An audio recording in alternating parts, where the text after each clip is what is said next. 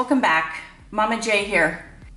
Today we're going to learn how to yarn over, create a foundation chain, and work back across that foundation chain. Let's get started. To make a yarn over, you wrap the hook around the yarn. Yarn over may make it feel like we're going to be moving the yarn, but we're actually going to be moving the hook. And you have to be able to yarn over to pull through the loops, create chains, create stitches. So let's go ahead and do our yarn over. Wrap the hook around the yarn, grab it with the head of the hook, and pull through that loop. And that's how you yarn over to make a chain.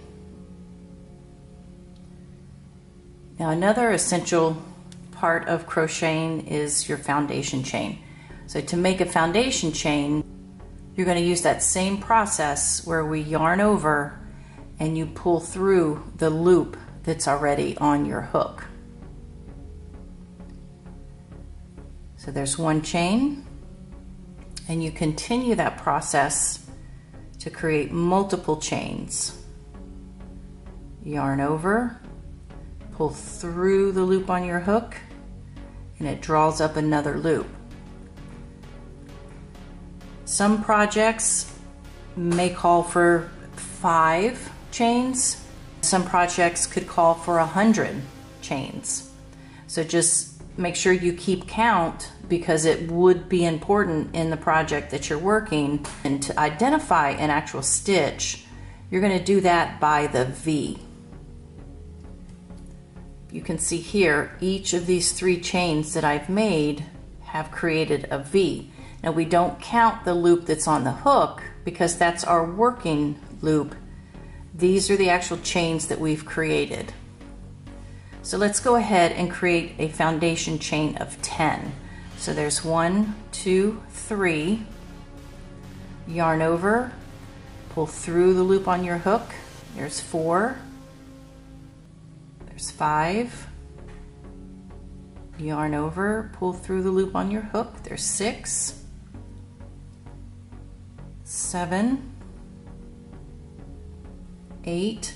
And another thing, you always want to make sure your thumb and your middle finger are close to the hook, because if you were to continue holding the chain down here where you started, your fingers are stretched completely out. You can't control the yarn that's on your finger here. So it's better to stay close to the hook. You can keep tension on this finger here, and you're managing the work a little bit better that way. So we've got 2 more. There's 9 and 10.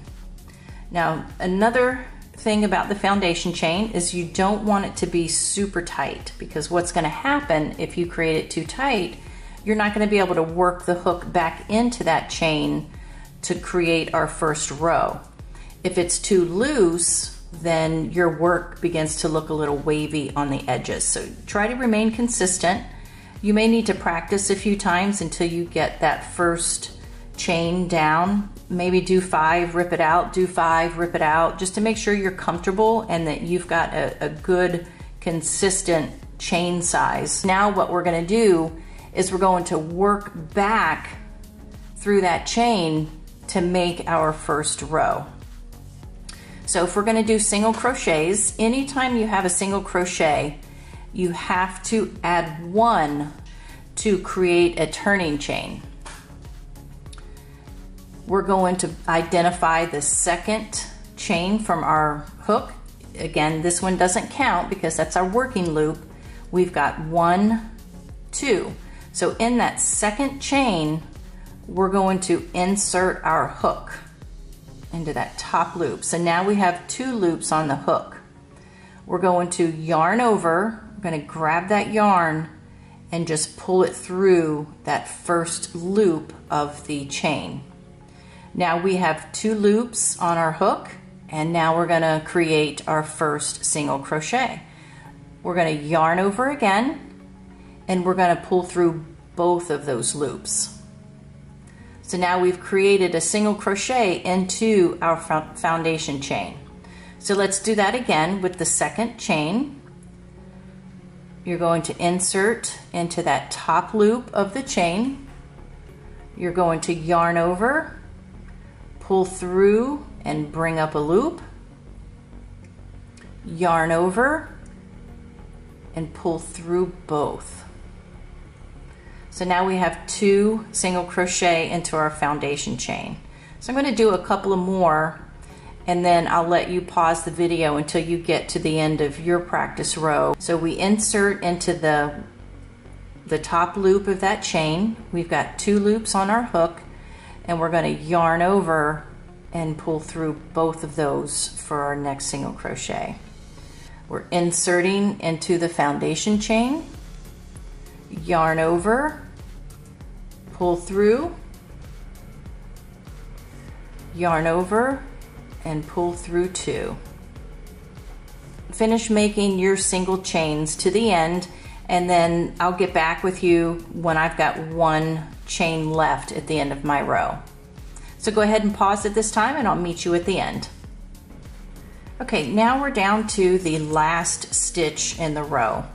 So we're going to place another single crochet, insert into that top loop of the chain. You're going to yarn over, pull through a loop, then we're going to yarn over and pull through the 2 loops on the hook. So now we have worked the first row of our foundation chain. I hope you enjoyed today's video of yarning over and creating that foundation chain and then working back across the foundation chain. So thank you for watching and have a great day. Happy yarning!